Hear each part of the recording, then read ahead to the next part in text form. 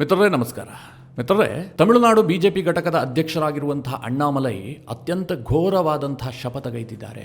ಈ ಡಿಎಂಕೆ ಸರ್ಕಾರವನ್ನ ಕಿತ್ತೊಗೆಯುವವರೆಗೂ ಕೂಡ ನಾನು ಚಪ್ಪಲಿಯನ್ನೇ ಧರಿಸೋದಿಲ್ಲ, ಬರಿಗಾಲ್ನಲ್ಲಿ ಓಡಾಡ್ತೀನಿ, 48 ದಿನಗಳ ಕಾಲ ಮುರುಗನ್ಗಾಗಿ ಉಪವಾಸ ವ್ರತವನ್ನ ಮಾಡ್ತೀನಿ, ಜೊತೆಗೆ 6 ಚಡಿಯೇಟಿನ ಶಿಕ್ಷೆಗೊಳಪಡ್ತೀನಿ ಅಂತ ಅಣ್ಣಾಮಲೈ ಘೋಷಣೆ ಮಾಡಿದ್ರು. ಆ ಪ್ರಕಾರವಾಗಿ ಇವತ್ತು ತಮ್ಮ ನಿವಾಸದ ಮುಂದೆ ಬಾರುಕೋಲಿನಿಂದ 6 ಚಡಿಯೇಟನ್ನ ತನಗೆ ತಾನೇ ಹೊಡೆದುಕೊಂಡಿದ್ದಾರೆ.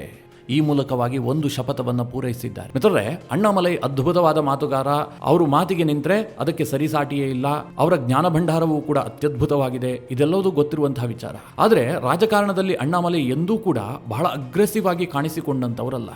ಅವರ ಮಾತು ಬಹಳ ಹಿಡಿತದಲ್ಲಿರ್ತಾ ಇತ್ತು. ಅವರೇನೇ ಮಾಡ್ತಾ ಇದ್ರು ಕೂಡ ಒಂದು ಚೌಕಟ್ಟಿನಲ್ಲೇ ಇರ್ತಾ ಇತ್ತು. ಇದೇ ಮೊಟ್ಟ ಮೊದಲ ಬಾರಿಗೆ ಅಣ್ಣಾಮಲೈ ತೀರಾ ಅಗ್ರೆಸಿವ್ ಆಗಿ ಕಾಣಿಸಿಕೊಂಡಿದ್ದಾರೆ. ಬಹಳ ರೊಚ್ಚಿಗೆದ್ದು ಮಾಧ್ಯಮದ ಮುಂದೆ ಮಾತನಾಡಿದ್ದಾರೆ, ಶಪಥಗೈದಿದ್ದಾರೆ. ಹಾಗಾದರೆ ಅಣ್ಣಾಗೆ ಇಷ್ಟೊಂದು ಸಿಟ್ಟು ಬರೋದಕ್ಕೆ ಏನು ಕಾರಣ? ತಮಿಳುನಾಡಿನ ಡಿಎಂಕೆ ಸರ್ಕಾರವನ್ನು ಕಿತ್ತೊಗೆಯುವವರೆಗೂ ಕೂಡ ಚಪ್ಪಲಿ ಧರಿಸೋದಿಲ್ಲ, 6 ಚಡಿಯೇಟಿನ ಶಿಕ್ಷೆಗೊಳಪಡ್ತೀನಿ, 48 ದಿನ ಉಪವಾಸ ಮಾಡ್ತೀನಿ ಅಂತ ಅಣ್ಣಾಮಲೈ ಹೇಳಿದ್ಯಾಕೆ?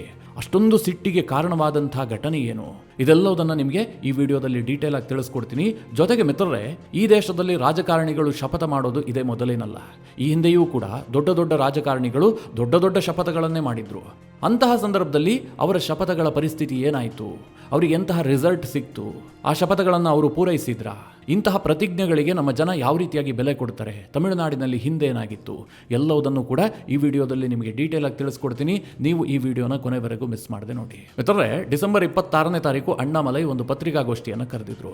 ಅಲ್ಲಿ ಅಣ್ಣಾಮಲೈ ಮಾಮೂಲಿಯಂತೆ ಮಾತನಾಡಿಲ್ಲ, ತುಂಬಾ ಅಗ್ರೆಸಿವ್ ಆಗಿ ಮಾತನಾಡ್ತಾರೆ. ಬಹಳ ರೊಚ್ಚಿಗೆದ್ದಿದ್ರು, ರೋಷಾವೇಶದಿಂದ ಮಾತುಗಳನ್ನು ಆರಂಭಿಸ್ತಾರೆ. ಅಷ್ಟಕ್ಕೂ ಅಣ್ಣಾಮಲೈ ಅವರ ಸಿಟ್ಟಿಗೆ ಕಾರಣ ಆಗಿದ್ದೇನು ಕೇಳಿದ್ರೆ, ತಮಿಳುನಾಡಿನ ಪ್ರತಿಷ್ಠಿತ ಅಣ್ಣಾ ವಿವಿಯಲ್ಲಿ ಒಂದು ಘಟನೆ ನಡೆದಿದೆ. ಅದೇನು ಕೇಳಿದ್ರೆ, 2ನೇ ವರ್ಷದ ಇಂಜಿನಿಯರಿಂಗ್ ವಿದ್ಯಾರ್ಥಿನಿಯೊಬ್ಬಳ ಮೇಲೆ ಸಾಮೂಹಿಕ ಅತ್ಯಾಚಾರ ನಡೆದಿದೆ. ಈ ಘಟನೆಯ ಬಗ್ಗೆ ಆ ವಿದ್ಯಾರ್ಥಿನಿ ಸ್ಥಳೀಯ ಪೊಲೀಸ್ ಠಾಣೆಗೆ ದೂರನ್ನು ನೀಡಿರ್ತಾಳೆ. ಆ ದೂರನ್ನು ಆಧರಿಸಿ ಪೊಲೀಸರು FIR ಅನ್ನು ಕೂಡ ದಾಖಲಿಸಿರ್ತಾರೆ. ಸಂತ್ರಸ್ತೆ ನೀಡಿದ ದೂರಿನ ಆಧಾರದಲ್ಲಿ FIR ದಾಖಲಾಗಿತ್ತಲ್ಲ, ಆ FIR ಪ್ರತಿ ಈಗ ವೈರಲ್ ಆಗಿದೆ. ಸಾಮಾಜಿಕ ಜಾಲತಾಣದಲ್ಲಿ ಪ್ರತಿಯೊಬ್ಬರಿಗೂ ಸಿಗುವಂತಾಗಿದೆ. ಆ FIR ನಲ್ಲಿ ಸಂತ್ರಸ್ತೆಯ ಸಂಪೂರ್ಣ ವಿವರಗಳಿದೆ. ಆಕೆಯ ಹೆಸರಿದೆ, ಆಕೆ ಎಲ್ಲಿ ಓದ್ತಾ ಇದ್ದಾಳೆ, ಆಕೆಯ ಫ್ಯಾಮಿಲಿ ಬ್ಯಾಕ್ ಗ್ರೌಂಡ್ ಏನು, ಆಕೆಯ ಮೊಬೈಲ್ ನಂಬರ್ ಏನು, ಪ್ರತಿಯೊಂದು ಮಾಹಿತಿಯೂ ಕೂಡ ಸೋರಿಕೆಯಾಗಿದೆ. ನಿಮಗೆಲ್ಲ ಗೊತ್ತಿರಬಹುದು, ಈ ದೇಶದಲ್ಲಿ ಅತ್ಯಾಚಾರಕ್ಕೊಳಗಾದಂತಹ ಸಂತ್ರಸ್ತೆಗೆ ತನ್ನ ಗೌಪ್ಯತೆಯನ್ನು ಕಾಯ್ದುಕೊಳ್ಳೋದಕ್ಕೆ ಎಲ್ಲ ರೀತಿಯಲ್ಲೂ ಕಾನೂನಿನ ಅವಕಾಶ ಇದೆ. ಪೊಲೀಸರ ಮುಂದೆ ಆಕೆ ಹೇಳಬಹುದು, ನನ್ನ ಯಾವ ದಾಖಲೆಗಳನ್ನು ಕೂಡ ನೀವು ಕೊಡುವಂತಿಲ್ಲ, ಈ ಪ್ರಕರಣವನ್ನು ಗೌಪ್ಯವಾಗಿ ವಿಚಾರಣೆಗೊಳಪಡಿಸಬೇಕು, ಹೀಗೆ ಮನವಿ ಮಾಡಿಕೊಳ್ಳಬಹುದು. ಮನವಿ ಮಾಡಿಕೊಳ್ಳದೇ ಇದ್ರೂ ಕೂಡ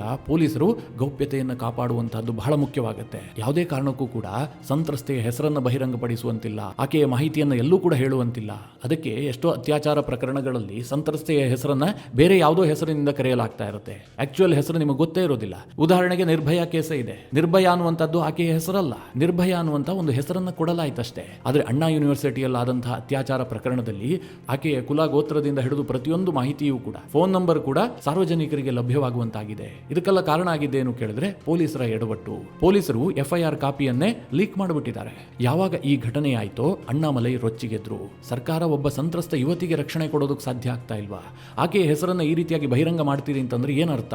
ಈ ವಿಚಾರವಾಗಿ ಅಣ್ಣಾಮಲೈ ಪ್ರೆಸ್ ಮೀಟ್ ಮಾಡ್ತಾರೆ, ರೊಚ್ಚಿಗೆದ್ದು ಮಾತನಾಡ್ತಾರೆ, ಬಹಳ ಆಕ್ರೋಶಭರಿತವಾಗಿ ಸ್ಟಾಲಿನ್ ಸರ್ಕಾರವನ್ನು ತರಾಟೆಗೆ ತೆಗೆದುಕೊಳ್ತಾರೆ.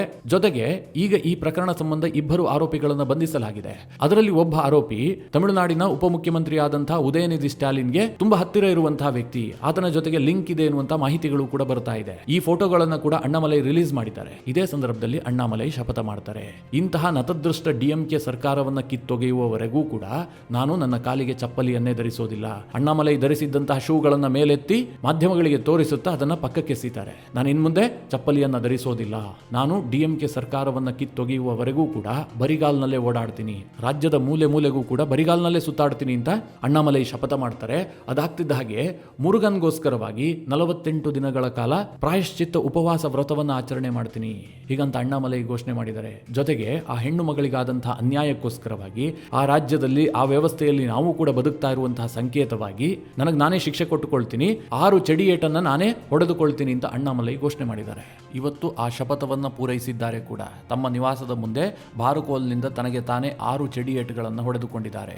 ಈ ವಿಡಿಯೋ ಈಗ ಭಾರಿ ವೈರಲ್ ಆಗ್ತಾ ಇದೆ. ಮಿತ್ರರೇ, ಈ ಘಟನೆಯಿಂದ ತಮಿಳುನಾಡು ರಾಜಕಾರಣ ರಂಗೇರಿದೆ. ಬಹಳ ದೊಡ್ಡ ಮಟ್ಟದಲ್ಲಿ ಚರ್ಚೆ ಆಗ್ತಾ ಇದೆ. ತಮಿಳುನಾಡಿನಲ್ಲಿ ಅಣ್ಣಾಮಲೈ ಶಪಥದ ಬಗ್ಗೆ ಜನ ಮಾತನಾಡಿಕೊಳ್ಳುವಂತಾಗಿದೆ. ನಿಮಗೆಲ್ಲ ಗೊತ್ತು, ಅಣ್ಣಾಮಲೈ ಫಾರಿನ್ಗೆ ಹೋಗಿದ್ರು. 3 ತಿಂಗಳ ಒಂದು ಸ್ಕಾಲರ್ಶಿಪ್ಗೋಸ್ಕರವಾಗಿ ಫಾರಿನ್ ನಲ್ಲಿದ್ರು. ಅವರು ರಿಟರ್ನ್ ಆದ ಬಳಿಕ ತುಂಬಾ ಅಗ್ರೆಸಿವ್ ಆಗಿದ್ದಾರೆ. ಸರ್ಕಾರವನ್ನ ತೀವ್ರ ತರದಲ್ಲಿ ತರಾಟೆಗೆ ತೆಗೆದುಕೊಳ್ತಾ ಇದ್ದಾರೆ. ಅಲ್ಲಿ ಅಧಿಕೃತವಾಗಿ ವಿರೋಧ ಪಕ್ಷವಾಗಿರುವಂತಹದ್ದು ಅಣ್ಣಾ ಡಿಎಂಕೆ. ಆದ್ರೆ ಅಣ್ಣಾ ಡಿಎಂಕೆ ಸೊರಗಿ ಹೋಗ್ಬಿಟ್ಟಿದೆ. ಅವರು ಯಾವ ರೀತಿಯಲ್ಲೂ ಕಾಣಿಸ್ಕೊಳ್ತಾ ಇಲ್ಲ. ಡಿಎಂಕೆ ಸರ್ಕಾರ ಮೇಲಿಂದ ಮೇಲೆ ಭ್ರಷ್ಟಾಚಾರ ಮಾಡ್ತಾ ಇದೆ. ಡಿಎಂಕೆ ಸರ್ಕಾರದ ಮೇಲೆ ಅನೇಕ ಆರೋಪಗಳು ಬರ್ತಾ ಇದೆ. ಈ ಯಾವ ವಿಚಾರದಲ್ಲೂ ಕೂಡ ಧ್ವನಿ ಎತ್ತುವಂತಹ ಕೆಲಸವನ್ನ ಅಣ್ಣಾ ಡಿಎಂಕೆ ಮಾಡ್ತಾ ಇಲ್ಲ. ಆದರೆ ತಮಿಳುನಾಡಿನಲ್ಲಿ ಬಿಜೆಪಿ ನಗಣ್ಯವಾದಂತಹ ಪಾರ್ಟಿ. ಅವರಿಗೆ ಯಾವುದೇ ರೀತಿಯ ಸ್ಟ್ರೆಂತ್ ಇಲ್ಲ ವಿಧಾನಸಭೆಯಲ್ಲಿ. ಅವರ 2 MLAಗಳೇನೋ ಇದ್ದಾರೆ ಅಷ್ಟೇ. ಅಂತಹ ಪರಿಸ್ಥಿತಿ ಇದ್ರೂ ಕೂಡ ಅಣ್ಣಾಮಲೈ ತಮಿಳುನಾಡು ಸರ್ಕಾರವನ್ನು ಮುಜುಗರಕ್ಕೆ ಸಿಕ್ಕಾಕ್ಸ್ತಾ ಇದ್ದಾರೆ. ತಮಿಳುನಾಡು ಸರ್ಕಾರದ ಮೇಲೆ ಒತ್ತಡ ಕ್ರಿಯೇಟ್ ಮಾಡ್ತಾ ಇದ್ದಾರೆ. ಅಷ್ಟು ಅಗ್ರೆಸಿವ್ ಆಗಿ ರಾಜಕಾರಣವನ್ನು ಮಾಡ್ತಾ ಇದ್ದಾರೆ. ಸದ್ಯ ಮಿತ್ರರೇ, ತಮಿಳುನಾಡಿನಲ್ಲಿ ಅಣ್ಣಾಮಲೈ ಅವರ ಶಪಥದ ಬಗ್ಗೆ ಬಹಳ ಚರ್ಚೆ ಆಗ್ತಾ ಇದೆ. ಹಾಗಾದರೆ ತಮಿಳುನಾಡು ರಾಜಕಾರಣದಲ್ಲಿ ಅಥವಾ ಈ ದೇಶದ ರಾಜಕಾರಣದಲ್ಲಿ ಈ ರೀತಿಯ ಶಪಥದ ರಾಜಕಾರಣಕ್ಕೆ ಬೆಲೆ ಇದೆಯಾ? ಜನ ಅದಕ್ಕೆ ಸೊಪ್ಪು ಹಾಕ್ತಾರಾ? ಹಿಂದೆ ಯಾರಾದರೂ ಇಂತಹ ಶಪಥಗೈದು ಯಶಸ್ವಿಯಾದಂತಹ ಉದಾಹರಣೆಗಳಿದೆಯಾ? ಈ ಪ್ರಶ್ನೆಗಳನ್ನು ಕೇಳೋದಾದ್ರೆ ನಿಮಗೆ 2 ಉದಾಹರಣೆಯನ್ನು ಕೊಡಬಹುದು. ಮೊದಲನೇದಾಗಿ ಮಿತ್ರರೇ, ಜಯಲಲಿತಾ ಪ್ರಕರಣ. ಇದೇ ತಮಿಳುನಾಡಿನಲ್ಲಿ ಹಿಂದೆ ಜಯಲಲಿತಾ ಒಂದು ಘೋರವಾದಂತಹ ಶಪಥ ಮಾಡಿದ್ರು. ಆ ಇನ್ಸಿಡೆಂಟ್ ಅನ್ನು ಹೇಳೋದಾದ್ರೆ 1989 ಚುನಾವಣೆಯಲ್ಲಿ ಕರುಣಾನಿಧಿ ಒಂದು ಅದ್ಭುತವಾದ ಗೆಲುವಿನೊಂದಿಗೆ ತಮಿಳುನಾಡಿನಲ್ಲಿ ಸರ್ಕಾರ ರಚನೆ ಮಾಡಿರ್ತಾರೆ. ಆ ಸಂದರ್ಭದಲ್ಲಿ ಕರುಣಾನಿಧಿ ಬಜೆಟ್ ಮಂಡನೆ ಮಾಡ್ತಾ ಇರ್ತಾರೆ. ವಿಧಾನಸಭೆಯ ಅಧಿವೇಶನ ಕೂಡ ನಡೀತಾ ಇರುತ್ತೆ. ಆಗ ಕರುಣಾನಿಧಿ ತಪ್ಪಾಗಿ ಅಂಕಿಅಂಶಗಳನ್ನು ಓದ್ತಾರೆ. ಆಗ ವಿಪಕ್ಷದ ಸ್ಥಾನದಲ್ಲಿದ್ದಂತಹ ಜಯಲಲಿತಾ ಕರುಣಾನಿಧಿಗೆ ಅಡ್ಡಿಪಡಿಸುವಂತಹ ಕೆಲಸ ಮಾಡ್ತಾರೆ. ಕ್ರಿಮಿನಲ್ ಅಂತ ಕರೀತಾರೆ. ಯಾವಾಗ ಜಯಲಲಿತಾ ಕರುಣಾನಿಧಿಗೆ ಕ್ರಿಮಿನಲ್ ಅಂತ ಕರೀತಾರೋ, ಜಯಲಲಿತಾರ ಅಣ್ಣಾ ಡಿಎಂಕೆ ಪಕ್ಷದ MLAಗಳು ಕೂಡ ಕ್ರಿಮಿನಲ್ ಅಂತ ಕರೆಯೋದಕ್ಕೆ ಶುರು ಮಾಡ್ತಾರೆ. ಮಿತ್ರರೇ, ಆ ಸಂದರ್ಭದಲ್ಲಿ ಡಿಎಂಕೆಯ MLAಗಳು ರೊಚ್ಚಿಗೇಳ್ತಾರೆ. ಯಾಕೆಂದ್ರೆ ಡಿಎಂಕೆಯ ಸದಸ್ಯರು ಸಾಕಷ್ಟು ಸಂಖ್ಯೆಯಲ್ಲಿರ್ತಾರೆ. ಭರ್ಜರಿ ಬಹುಮತದೊಂದಿಗೆ ಕರುಣಾನಿಧಿ ಅಧಿಕಾರಕ್ಕೆ ಬಂದಿರ್ತಾರಲ್ಲ, ಹೀಗಾಗಿ ಅಲ್ಲಿ ಒಂದು ರೀತಿಯ ಸಂಘರ್ಷಮಯ ವಾತಾವರಣ ಸೃಷ್ಟಿಯಾಗುತ್ತೆ. ನೋಡ್ತಿದ್ದಂತೆ ಕರುಣಾನಿಧಿಯ ಪಕ್ಕಾ ಬೆಂಬಲಿಗನಾದಂತಹ ದೊರೆಮುರುಗನ್ ಅನ್ನುವಂತಹ MLA ಜಯಲಲಿತಾ ಇರುವಲ್ಲಿಗೆ ಬರ್ತಾರೆ. ಜಯಲಲಿತಾರ ತಲೆಗೆ ಒಂದು ಹೊಡಿತಾರೆ. ಅಷ್ಟು ಮಾತ್ರ ಅಲ್ಲ, ಜಯಲಲಿತಾರ ಸೀರೆಯನ್ನು ಹಿಡಿದು ಎಳಿತಾರೆ. ಅಂದ್ರೆ ಸೆರಗನ್ನ ಹಿಡಿದು ಎಳೆದ ಹೊಡೆತಕ್ಕೆ ಜಯಲಲಿತಾರ ಬ್ಲೌಸ್ ಹರಿದು ಹೋಗುತ್ತೆ. ಅವರು ಅದಕ್ಕೆ ಪಿನ್ ಹಾಕಿರ್ತಾರಲ್ಲ, ಆ ಪಿನ್ನಿಂದಾಗಿ ಬ್ಲೌಸ್ ಕೂಡ ಹರಿದು ಹೋಗುತ್ತೆ. ಸೆರಗನ್ನ ಎಳೆದಂತಹ ಘಟನೆಯೂ ಕೂಡ ನಡೆಯುತ್ತೆ. ಮಿತ್ರರೇ, ಇಡೀ ದೇಶ ತಲೆ ತಗ್ಗಿಸುವಂತಹ ಪ್ರಕರಣ. ನಾವೆಲ್ಲ ವಿಧಾನಸಭೆಯನ್ನ ದೇವಸ್ಥಾನ ಅಂತ ಕರಿತೀವಿ, ಶಕ್ತಿ ಕೇಂದ್ರ ಅಂತ ಕರಿತೀವಿ. ಅಂತಹ ಶಕ್ತಿ ಕೇಂದ್ರದಲ್ಲಿ ಪ್ರಜಾಪ್ರಭುತ್ವದ ದೇಗುಲಾದು ಅಂತಹ ಒಂದು ಭವ್ಯವಾದ ಸದನದಲ್ಲಿ ಒಬ್ಬ ಮಹಿಳಾ ಶಾಸಕಿಯ ಸೀರೆಯ ಸೆರಗನ್ನು ಎಳೆಯುವಂತಹದ್ದು ಅಂತಂದ್ರೆ ಈ ಘಟನೆಯನ್ನ ಮಹಾಭಾರತದ ದ್ರೌಪದಿಯ ವಸ್ತ್ರಾಪಹರಣಕ್ಕೆ ಹೋಲಿಸಲಾಗುತ್ತೆ. ಜಯಲಲಿತಾ ಕುಪಿತಗೊಳ್ತಾರೆ, ಸದನದಲ್ಲೇ ಅಳುತ್ತಲೇ ಹೊರಗೆ ಬಂದು ಮಾಧ್ಯಮದ ಮುಂದೆ ಒಂದು ಪ್ರತಿಜ್ಞೆ ಮಾಡ್ತಾರೆ. ನಾನು ಎಲ್ಲಿಯವರೆಗೆ ಮುಖ್ಯಮಂತ್ರಿ ಆಗುವುದಿಲ್ಲವೋ ಅಲ್ಲಿಯವರೆಗೂ ಕೂಡ ಈ ವಿಧಾನಸಭೆಯ ಮೆಟ್ಟಿಲನ್ನೇ ಹತ್ತೋದಿಲ್ಲ. ನಾನು ಮುಖ್ಯಮಂತ್ರಿಯಾಗಿಯೇ ಈ ವಿಧಾನಸಭೆಯ ಮೆಟ್ಟಿಲನ್ನು ಹತ್ತುತ್ತೀನಿ. ನನಗಾದಂತಹ ಅವಮಾನಕ್ಕೆ ಪ್ರತೀಕಾರವನ್ನು ತೆಗೆದುಕೊಳ್ತೀನಿ ಅಂತ ಜಯಲಲಿತಾ ಶಪಥ ಮಾಡ್ತಾರೆ. ದೊಡ್ಡ ಮಟ್ಟದಲ್ಲಿ ಸದ್ದಾಗಿರುತ್ತೆ. ರಾಷ್ಟ್ರ ಮಟ್ಟದಲ್ಲಿ ಸದ್ದಾದಂತಹ ಸುದ್ದಿ ಇದು. ಮಿತ್ರರೇ, ಘಟನೆ ನಡೆದಿದ್ದು 25 ಮಾರ್ಚ್ 1989ರಲ್ಲಿ. ಅಂದ್ರೆ ಜಯಲಲಿತಾ ಸೀರೆ ಎಳೆದಂತಹ ಪ್ರಕರಣ ನಡೆದಿದ್ದು. ಅದಾಗಿ 2 ವರ್ಷದಲ್ಲಿ ತಮಿಳುನಾಡಿನಲ್ಲಿ ಚುನಾವಣೆ ನಡೆಯುತ್ತೆ. 1991ರಲ್ಲಿ ತಮಿಳುನಾಡು ವಿಧಾನಸಭೆಗೆ ಚುನಾವಣೆ ನಡೆಯುತ್ತೆ. ಆ ಚುನಾವಣೆಯಲ್ಲಿ ಜಯಲಲಿತಾ 234 ವಿಧಾನಸಭಾ ಕ್ಷೇತ್ರಗಳ ಪೈಕಿ 225 ವಿಧಾನಸಭಾ ಕ್ಷೇತ್ರವನ್ನು ಗೆದ್ದುಕೊಳ್ತಾರೆ. ಕ್ಲೀನ್ ಸ್ವೀಪ್ ಮಾಡಿಬಿಡ್ತಾರೆ. ಡಿಎಂಕೆ ಕೇವಲ 7 MLAಗಳನ್ನು ಗೆಲ್ಲೋದಕ್ಕಷ್ಟೇ ಸಾಧ್ಯ ಆಗುತ್ತೆ. ನೆಲ ಕಚ್ಚಿ ಹೋಗುತ್ತೆ.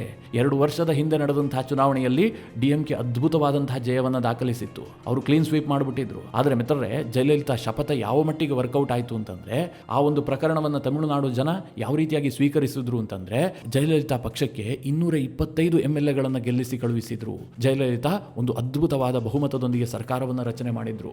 ಇದು ತಮಿಳುನಾಡಿನಲ್ಲಿ ಆದಂತಹ ಒಂದು ಘಟನೆ. ಇದಿಷ್ಟೇ ಅಲ್ಲ ಮಿತ್ರರೇ, ಇತ್ತೀಚೆಗೆ ಆಂಧ್ರ ಪ್ರದೇಶದಲ್ಲಿ ಒಂದು ಘಟನೆ ನಡೆದಿತ್ತು. ನಿಮಗೆಲ್ಲ ಗೊತ್ತು, 2019ರ ಆಂಧ್ರ ಪ್ರದೇಶ ವಿಧಾನಸಭಾ ಚುನಾವಣೆಯಲ್ಲಿ YS Jaganmohan Reddy clean sweep ಮಾಡಿಬಿಟ್ಟಿದ್ರು. ತೆಲುಗು ದೇಶಂ ಪಾರ್ಟಿ ಅಂದ್ರೆ ಚಂದ್ರಬಾಬು ನಾಯ್ಡು ಅವರ ಪಾರ್ಟಿ ಹೇಳ ಹೆಸರಿಲ್ಲದಂತೆ ಸೋತು ಹೋಗಿತ್ತು. ಇದೇ ಸಂದರ್ಭದಲ್ಲಿ 2021ರ ನವೆಂಬರ್ 19ನೇ ತಾರೀಕು ಆಂಧ್ರದ ವಿಧಾನಸಭೆಯಲ್ಲಿ ಒಂದು ಘಟನೆ ನಡೆಯುತ್ತೆ. ಸಾಮಾನ್ಯವಾಗಿ ದೊಡ್ಡ ಬಹುಮತ ಇದ್ದಂತಹ ಸಂದರ್ಭದಲ್ಲಿ ಶಾಸಕರೆಲ್ಲ ಹದ್ದು ಮೀರುವಂತಹದ್ದು ಕಾಮನ್. ಈ ಹಿಂದೆ 1989ರಲ್ಲಿ ತಮಿಳುನಾಡು ವಿಧಾನಸಭೆಯಲ್ಲೂ ಆಗಿದ್ದಿದೆ. ಕರುಣಾನಿಧಿ ಅವರಿಗೆ ಭರ್ಜರಿ ಬಹುಮತ ಇತ್ತು.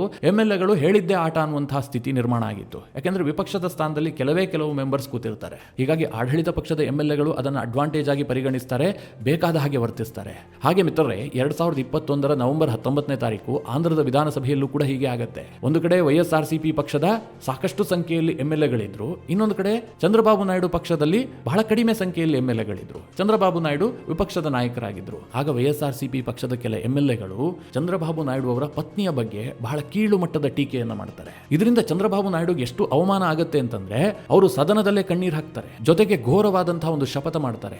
ನಾನು ಮುಖ್ಯಮಂತ್ರಿ ಆಗಿಯೇ ಈ ಸದನವನ್ನ ಪ್ರವೇಶ ಮಾಡ್ತೀನಿ, ಮಾಡ್ತೀನಿ, ಅಲ್ಲಿಯವರೆಗೂ ಕೂಡ ನಾನು ವಿಧಾನಸೌಧದ ಮೆಟ್ಟಿಲನ್ನು ಹತ್ತೋದಿಲ್ಲ ಹೀಗಂತ ಚಂದ್ರಬಾಬು ನಾಯ್ಡು ಶಪಥ ಮಾಡಿ ಅಲ್ಲಿಂದ ಹೊರ ಹೋಗ್ತಾರೆ. ಹೊರಗೆ ಹೋಗಿ ಪ್ರೆಸ್ ಮೀಟ್ ಮಾಡ್ತಾರೆ. ಕಣ್ಣೀರು ಹಾಕ್ತಲೇ ಅವರು ಆದಂತಹ ಘಟನೆಯನ್ನ ಮೆಲುಕು ಹಾಕ್ತಾರೆ. ಮಿತ್ರರೇ, ಅದಾಗಿ 31 ತಿಂಗಳಿಗೆ ಆಂಧ್ರ ಪ್ರದೇಶದಲ್ಲಿ ವಿಧಾನಸಭಾ ಚುನಾವಣೆ ನಡೆಯುತ್ತೆ. ಈ ಬಾರಿ ಚಂದ್ರಬಾಬು ನಾಯ್ಡು ಎಂತಹ ದಿಗ್ವಿಜಯವನ್ನ ಸಾಧಿಸಿದ್ರು ಅಂತಂದ್ರೆ ವೈಎಸ್ ಜಗನ್ಮೋಹನ್ ರೆಡ್ಡಿ ಪಕ್ಷವೇ ಇಲ್ಲದಂತಾಗೋಯ್ತು. ಅಷ್ಟರ ಮಟ್ಟಿಗೆ ಚಂದ್ರಬಾಬು ನಾಯ್ಡುಗೆ ಜಯ ಸಿಕ್ತು. ಆಂಧ್ರ ಪ್ರದೇಶದಲ್ಲಿ ಅವರು ಶಪಥ ಮಾಡದಂತೆ ಚಂದ್ರಬಾಬು ನಾಯ್ಡು ಮುಖ್ಯಮಂತ್ರಿ ಆದರು. 2021 ನವೆಂಬರ್ 19ನೇ ತಾರೀಕು ಅವರು ವಿಧಾನಸಭೆಯಿಂದ ಹೊರಗೆ ಹೋಗಿದ್ರಲ್ಲ, ಅದಾದ ಬಳಿಕ ಅವರು 2024ರಲ್ಲಿ ವಿಜಯ ಗಳಿಸಿ ಸಿಎಂ ಆಗಿಯೇ ವಿಧಾನಸೌಧದ ಮೆಟ್ಟಿಲನ್ನು ಹತ್ತಿದ್ದು. ಆ ರೀತಿಯಾಗಿ ಆಂಧ್ರ ಪ್ರದೇಶದಲ್ಲೂ ಕೂಡ ಚಂದ್ರಬಾಬು ನಾಯ್ಡು ಅವರ ಶಪಥ ಯಶಸ್ವಿಯಾಗಿದೆ. ಜಯಲಲಿತಾ ಶಪಥವೂ ಕೂಡ ಯಶಸ್ವಿಯಾಗಿದೆ. ರಾಜಕಾರಣದಲ್ಲಿ ಇಂತಹ ಶಪಥಕ್ಕೆ ತನ್ನದೇ ಆದಂತಹ ಮಾನ್ಯತೆ ಇದೆ. ಮಿತ್ರರೇ, ಈಗ ಅಣ್ಣಾಮಲೈ ಕೂಡ ತಮಿಳುನಾಡಿನಲ್ಲಿ ಇಂತಹದೇ ಒಂದು ಶಪಥವನ್ನು ಮಾಡಿದ್ದಾರೆ. ಡಿಎಂಕೆ ಸರ್ಕಾರವನ್ನ ಕಿತ್ತೊಗೆಯುವವರೆಗೂ ಕೂಡ ನಾನು ಚಪ್ಪಲಿ ಹಾಕೋದಿಲ್ಲ, ಚಪ್ಪಲಿ ಹಾಕದೆ ಬರಿಗಾಲ್ನಲ್ಲಿ ಓಡಾಡ್ತೀನಿ, ಮುರುಗನ್ಗೋಸ್ಕರವಾಗಿ 48 ದಿನ ಉಪವಾಸವನ್ನ ಮಾಡ್ತೀನಿ, 6 ಚಡಿ ಏಟನ್ನು ತಿಂತೀನಿ. ಯಾಕೋಸ್ಕರವಾಗಿ ಅಂತಂದ್ರೆ ತಮಿಳುನಾಡಿನಲ್ಲಿ ಮಹಿಳೆಯರ ಸುರಕ್ಷತೆಯ ಬಗ್ಗೆ ಖಾತ್ರಿ ಇಲ್ಲ. ಈಗಿನ ಸರ್ಕಾರ ಮಹಿಳೆಯರ ಬಗ್ಗೆ ಕಾಳಜಿಯನ್ನ ಹೊಂದಿಲ್ಲ. ಒಬ್ಬ ಅತ್ಯಾಚಾರಕ್ಕೊಳಗಾದಂತಹ ಸಂತ್ರಸ್ತೆ ಯುವತಿಯ ಮಾಹಿತಿಯನ್ನ ಸರ್ಕಾರ ಸೋರಿಕೆ ಮಾಡುತ್ತೆ. ಪೊಲೀಸರನ್ನ ಬಳಸಿಕೊಂಡು ತನಗೆ ಬೇಕಾದ ಹಾಗೆ ಸರ್ಕಾರ ವರ್ತಿಸುತ್ತೆ ಅಂತಂದ್ರೆ ಇಂತಹ ಸರ್ಕಾರ ತಮಿಳುನಾಡಿನಲ್ಲಿ ಇರಬಾರದು ಹೀಗಂತ ಅಣ್ಣಾಮಲೈ ತೀರ್ಮಾನ ಮಾಡಿ ಶಪಥ ಕೈದಿದ್ದಾರೆ. ಮಿತ್ರರೇ, ಈ ಒಂದು ಘಟನೆ ಅಣ್ಣಾಮಲೈಯವರ ಶಪಥ ಈಗ ತಮಿಳುನಾಡಿನಲ್ಲಿ ಸಂಚಲನವನ್ನು ಸೃಷ್ಟಿ ಮಾಡಿದೆ. ಈ ಬಗ್ಗೆ ನೀವೇನು ಹೇಳ್ತೀರಿ? ಅಣ್ಣಾಮಲೈಯವರ ಶಪಥ ಯಶಸ್ವಿಯಾಗತ್ತಾ? ತಮಿಳುನಾಡಿನಲ್ಲಿ ಡಿಎಂಕೆ ಸರ್ಕಾರವನ್ನು ಕಿತ್ತೊಗೆಯೋದಕ್ಕೆ ಅಣ್ಣಾಮಲೈಗೆ ಸಾಧ್ಯ ಆಗತ್ತಾ? ನಿಮ್ಮ ಅನಿಸಿಕೆ ಅಭಿಪ್ರಾಯವನ್ನು ಕಮೆಂಟ್ ಮಾಡುವ ಮೂಲಕ ನಮಗೆ ತಿಳಿಸಿ. ಹಾಗೆ ಮಿತ್ರರೇ, ನಿಮಗೆ ಈ ವಿಡಿಯೋ ಇಷ್ಟವಾದರೆ ಲೈಕ್ ಮಾಡಿ. ಜೊತೆಗೆ ನೀವಿನ್ನೂ ನಿಮ್ಮ ನೆಚ್ಚಿನ ಸಂಸ್ಕಾರ ಸೌರಭ ಯೂಟ್ಯೂಬ್ ಚಾನಲ್ನ ಸಬ್ಸ್ಕ್ರೈಬ್ ಮಾಡಿಲ್ಲ ಅಂತಾದರೆ ಈ ಕೂಡಲೇ ಸಬ್ಸ್ಕ್ರೈಬ್ ಮಾಡಿ. ಮುಂದಿನ ಎಲ್ಲ ಅಪ್ಡೇಟ್ಗಳ ನೋಟಿಫಿಕೇಷನ್ಗಾಗಿ ಬೆಲ್ ಐಕಾನ್ ಒತ್ತಿ.